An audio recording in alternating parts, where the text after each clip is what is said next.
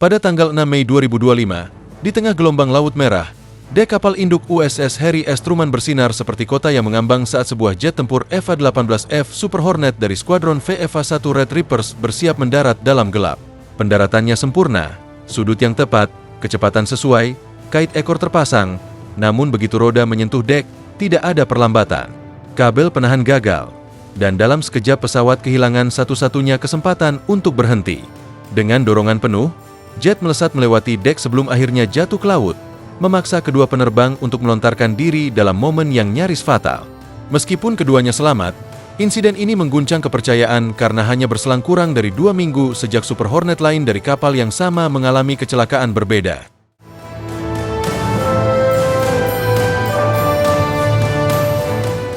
Investigasi cepat mengungkap bahwa kabel penahan, komponen vital yang bertugas memperlambat jet dari kecepatan 150 mph hingga berhenti dalam hitungan detik, mengalami kelelahan logam, sebuah kegagalan yang mengungkap lebih dari sekadar cacat teknis. Dalam tempo operasi yang sangat padat, tekanan fisik dan mental merayap perlahan, mengikis ketelitian para kru, mempercepat ausnya peralatan, dan menambah risiko setiap detik. Insiden ini bukan hanya soal kabel yang putus, tetapi tentang sistem yang retak karena tekanan konstan, kelelahan manusia, prosedur yang dilompati, inspeksi yang terlewat, dan ekspektasi operasi non-stop di tengah lingkungan panas dan korosif. Dalam situasi di mana tiap luncuran dan pendaratan menjadi taruhan nyawa, kepercayaan pada sistem sangatlah krusial. Ketika 2 jet hilang dalam waktu 2 minggu, masalahnya bukan lagi teknis, tapi eksistensial. Para pilot kini mempertanyakan apakah sistem akan menopang mereka saat mendarat, dan awak kapal bekerja dengan bayang-bayang kegagalan di benak mereka. Ini menimbulkan pertanyaan besar di tingkat komando. Apakah Truman harus terus bertahan di wilayah yang berbahaya ini, atau sudah saatnya menarik mundur dan membenahi sistem yang rapuh sebelum korban berikutnya jatuh? Karena yang tenggelam malam itu bukan hanya pesawat tempur seharga jutaan dolar, tetapi juga kepercayaan yang menjadi fondasi kekuatan angkatan laut modern. Insiden ini pun memicu gelombang kekhawatiran tidak hanya di dalam dek kapal Truman, tetapi juga di Pentagon dan pusat-pusat komando global. Bukan hanya karena hilangnya 2 jet tempur dalam waktu yang berdekatan, tetapi karena hal itu memperlihatkan betapa rapuhnya sistem yang seharusnya sudah diuji dan diandalkan dalam situasi pertempuran nyata.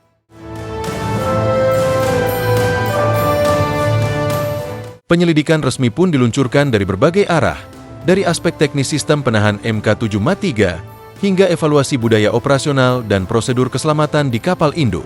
Semua tanda mengarah pada akumulasi risiko kecil yang selama ini diabaikan atau ditoleransi, yang akhirnya meledak dalam satu rangkaian kegagalan beruntun.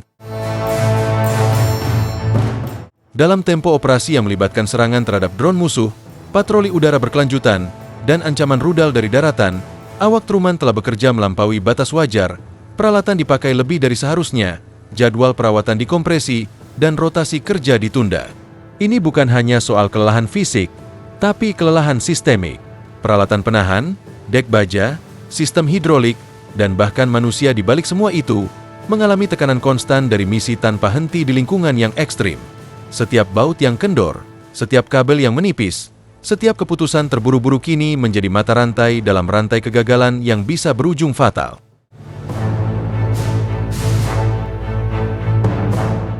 Dan dalam dunia di mana keandalan sistem adalah pertahanan pertama dan terakhir bagi para pilot yang kembali dari misi, kegagalan sekecil apapun bisa berarti bencana. Maka, muncul pertanyaan yang menggema dari lorong-lorong Truman hingga ruang rapat militer. Bagaimana cara membangun kembali kepercayaan ketika sistem itu sendiri yang gagal? Apakah terus mempertahankan kehadiran di perairan yang penuh risiko adalah keputusan bijak? Ataukah saatnya memberi jeda untuk memperbaiki, mengevaluasi, dan memastikan bahwa mesin perang ini bisa berjalan tanpa mengorbankan nyawa atau reputasi?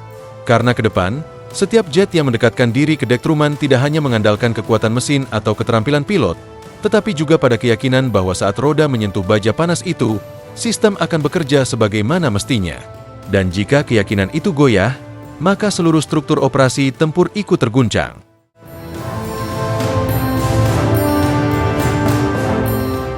Dalam konteks inilah, Truman bukan sekadar kapal induk, tetapi simbol dari kehadiran militer Amerika Serikat di perairan paling sensitif di dunia. Setiap kali pesawat diluncurkan atau dipulihkan dari dek yang sibuk itu, ia membawa lebih dari sekadar muatan senjata dan bahan bakar. Ia membawa pesan kekuatan, keteguhan, dan keandalan. Namun, ketika dua jet jatuh dalam hitungan hari, pesan yang sampai justru sebaliknya, bahwa bahkan sistem yang paling canggih pun bisa runtuh di bawah beban kelelahan, tekanan operasional, dan perencanaan yang terlalu optimistis. Di dalam kapal, suasana berubah. Para teknisi kini bekerja dengan rasa cemas yang meningkat. Pemeriksaan harian menjadi lebih lambat, bukan karena lebih hati-hati saja, tetapi karena keraguan kini menyusup ke setiap prosedur. Para perwira harus mengembalikan kepercayaan kru terhadap peralatan yang seharusnya melindungi mereka, dan itu bukan tugas ringan.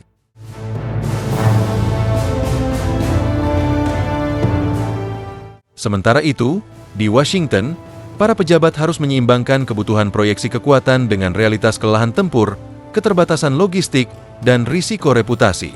Penarikan Truman secara taktis mungkin tampak seperti kekalahan simbolis, tetapi terus mendorongnya tanpa perbaikan nyata bisa berujung pada kerugian yang lebih besar, baik dalam hal materi maupun nyawa.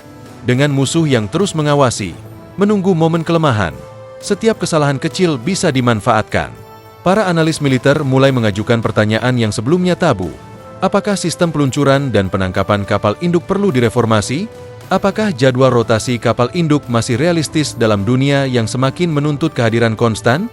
Apakah Angkatan Laut sedang mengejar tempo yang tidak bisa dipertahankan oleh manusia maupun mesin? Yang jelas, pelajaran dari dua insiden tragis ini tidak boleh hanya berakhir sebagai catatan penyelidikan internal.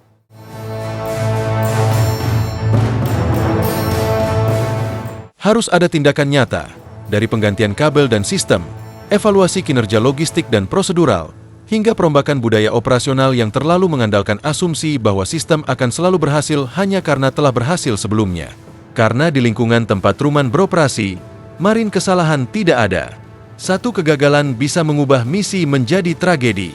Dan saat inilah momen penting bagi Angkatan Laut Amerika untuk memutuskan, apakah mereka akan terus mendorong kapal ini hingga ke ambang batas, atau mengambil langkah mundur sejenak untuk memastikan bahwa, saat pelaut dan pilot mempertaruhkan nyawa mereka, sistem yang menopang mereka benar-benar layak dipercaya. Namun memilih untuk berhenti sejenak demi keselamatan bukanlah tanda kelemahan. Justru sebaliknya, itu mencerminkan keberanian institusional untuk mengakui batas dan memperbaikinya sebelum tragedi lebih besar terjadi. Karena dalam sistem yang telah berjalan selama puluhan tahun dengan presisi tinggi, seringkali ada ilusi bahwa rutinitas sama dengan keamanan. Padahal, seperti yang ditunjukkan oleh kejadian di Truman, rutinitas bisa menumpulkan kewaspadaan, dan tekanan operasional yang berulang-ulang dapat mempercepat degradasi, baik pada logam maupun pada manusia. Keputusan untuk mempertahankan Truman di Laut Merah, atau menariknya sementara bukan hanya soal strategi geopolitik, itu juga soal kepemimpinan moral. Kepemimpinan yang melihat bahwa menjaga nyawa pelaut dan pilot sama pentingnya dengan menjaga garis pertahanan. Para perwira dek, teknisi, dan pilot tidak boleh lagi merasa bahwa mereka bekerja di bawah sistem yang siap gagal. Mereka butuh jaminan nyata bahwa setelah pendaratan yang sempurna, kabel akan menahan seperti yang dijanjikan.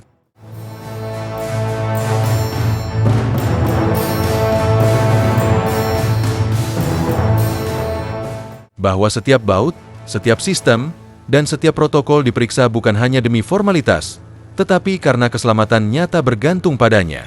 Sebab pada akhirnya, tidak peduli seberapa canggih kapal atau seberapa modern jet yang diterbangkan, jika kepercayaan terhadap sistem hilang, seluruh struktur operasi ikut goyah.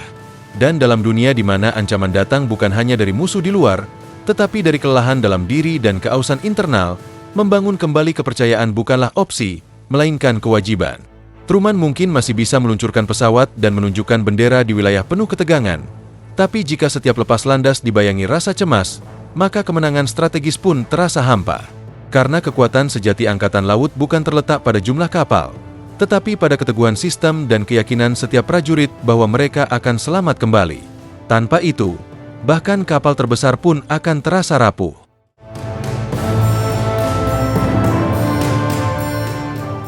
Kini, pertanyaannya bukan lagi sekadar, apa yang salah? Tetapi, apa yang harus diubah agar ini tidak terjadi lagi? Karena dalam dunia operasi kapal induk, kegagalan bukan sekadar insiden. Ia adalah sinyal bahwa sistem telah mencapai atau bahkan melampaui batas yang dirancang. Dalam kasus Truman, dua insiden berturut-turut dalam waktu singkat telah mengungkap bukan hanya celah teknis, tetapi juga ketegangan struktural dalam pola pengerahan dan siklus perawatan. Penggantian komponen, perbaikan sistem penahan, atau bahkan rotasi kru bukanlah solusi jangka panjang jika akar permasalahannya adalah ekspektasi yang tidak realistis terhadap daya tahan kapal, mesin, dan manusia. Kembali ke kepercayaan, hal itu bukan sesuatu yang bisa dipulihkan dengan satu sesi pengarahan atau inspeksi tambahan. Kepercayaan dibangun kembali lewat konsistensi, transparansi, dan keberanian untuk mengambil keputusan sulit demi jangka panjang.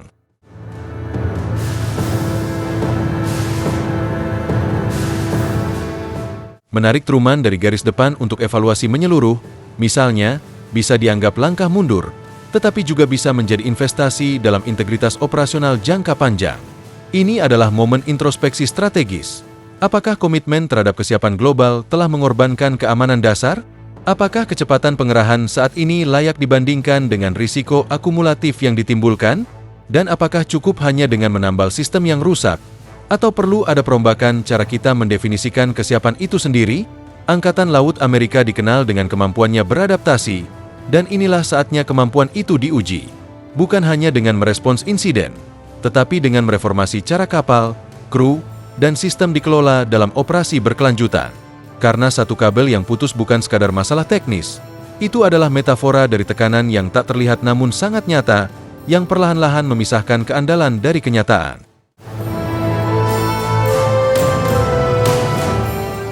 Maka, sebelum percikan berikutnya menjadi nyala api besar, sebelum satu kegagalan kecil lagi merenggut nyawa atau kepercayaan lebih lanjut, mungkin sudah saatnya untuk berhenti sejenak, menilai dengan jujur, dan membangun kembali dari dasar. Bukan hanya demi Truman, tapi demi seluruh armada yang masih percaya bahwa sistem akan menopang mereka, bahkan dalam malam tergelap sekalipun. Dalam konteks inilah, setiap keputusan yang diambil ke depan akan bergema jauh melampaui geladak USS Harry S. Truman. Ia akan menjadi presiden. Apakah Angkatan Laut mampu mengakui bahwa bahkan kekuatan super pun butuh waktu untuk memulihkan diri? Jika Truman tetap berada di garis depan tanpa jeda, itu akan mengirim pesan bahwa tempo lebih diutamakan daripada ketahanan. Namun, jika kapal itu ditarik sementara demi evaluasi menyeluruh dan perbaikan struktural, maka pesan yang sampai adalah bahwa keselamatan dan kesiapan jangka panjang lebih berharga daripada kehadiran sesaat.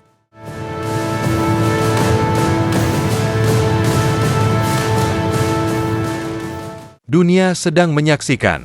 Sekutu menilai keandalan armada Amerika berdasarkan kemampuan mempertahankan operasi tanpa mengorbankan integritasnya, dan musuh mengamati setiap celah yang muncul, mencari pola kegagalan yang bisa dieksploitasi. Oleh karena itu, penanganan insiden Truman bukan hanya urusan internal Angkatan Laut, tetapi juga pertaruhan reputasi strategis Amerika Serikat di panggung global. Di tengah dinamika Laut Merah yang semakin panas, dengan ancaman drone, rudal, dan ketegangan geopolitik yang tak menentu, setiap kelemahan menjadi sorotan. Dan ketika kepercayaan internal mulai retak, butuh langkah luar biasa untuk menyatukannya kembali. Bukan hanya pembaruan teknis, tetapi pergeseran budaya, menempatkan keselamatan sebagai prioritas absolut, memberi ruang bagi perbaikan tanpa rasa malu, dan menanamkan keberanian struktural untuk mengatakan cukup sebelum sistem ambruk. Karena dalam misi dengan taruhannya setinggi ini, keberhasilan bukan hanya soal menembus garis musuh atau mempertahankan posisi, tetapi juga soal memastikan bahwa setiap prajurit yang diterjunkan dapat kembali dalam satu kesatuan. Dan saat ini, itulah yang sedang diuji. Truman masih berlayar, tetapi tidak bisa terus maju dengan retakan di bawah permukaan. Waktunya untuk memperbaiki, sebelum satu kabel terakhir yang menahan kepercayaan akhirnya benar-benar terputus. Jika kabel terakhir itu terputus, bukan hanya secara fisik, tetapi simbolis, maka yang jatuh ke laut bukan lagi sekadar sebuah pesawat atau sekumpulan logam dan bahan bakar bernilai jutaan dolar, melainkan pondasi kepercayaan yang telah dibangun selama puluhan tahun.